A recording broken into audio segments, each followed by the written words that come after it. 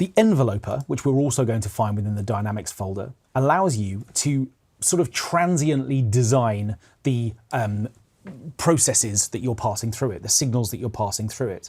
Now, this is particularly useful for transient heavy material like drums, where we have an opportunity to effectively enhance or slightly knock back both the attack and the release phases of the audio that we pass through it. Like the other dynamic processors within the dynamics folder, we've got an opportunity to make this a look-ahead processor if we wanted to look into the future and slightly soften its response in terms of the way that it's going to work. But otherwise, what we've effectively got a chance to do is to firstly choose the threshold at which we're going to be applying enveloping. So in other words, do we want to apply this to the entire signal, in which case let's make the threshold low, or do we want to make sure that we're only applying it to the loudest parts of the signal? Well, we'll keep that low for now so we can hear how this works, and we've then got a gain control to set the sort of input gain into the way that the enveloper is going to work.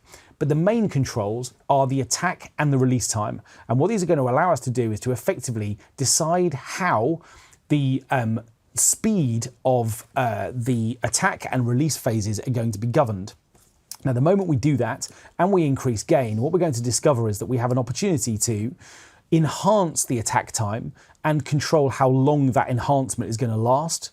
And we've also got the same thing opportunity to do that again at the end of the file as well in terms of how it recovers. So if what I wanted to do was to say, okay, I want to make the transients louder at the beginning of each individual hit, but what I also want to do is to decrease the volume of the way that each individual transient sort of ends, I can do that. And this controls the speed of that behavior so that I've got a chance to modify both the attack and the release stages of each individual hit.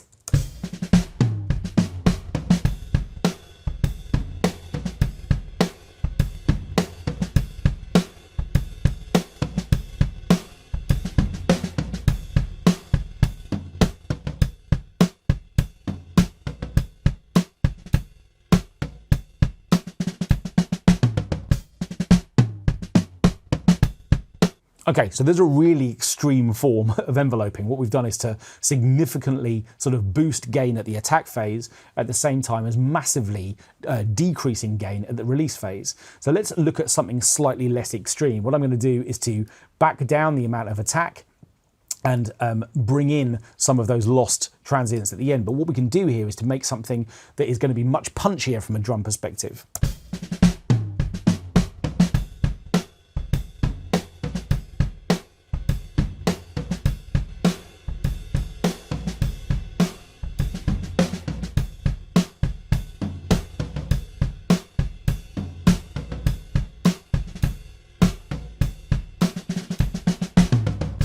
Now, it's really worth bearing in mind with the enveloper that if you're working with loops and they've got reverb sort of baked into those files, and what you really want is a way to enhance the individual transients and lessen the effect of hearing that reverb, there's no easy way to completely de-reverb a signal.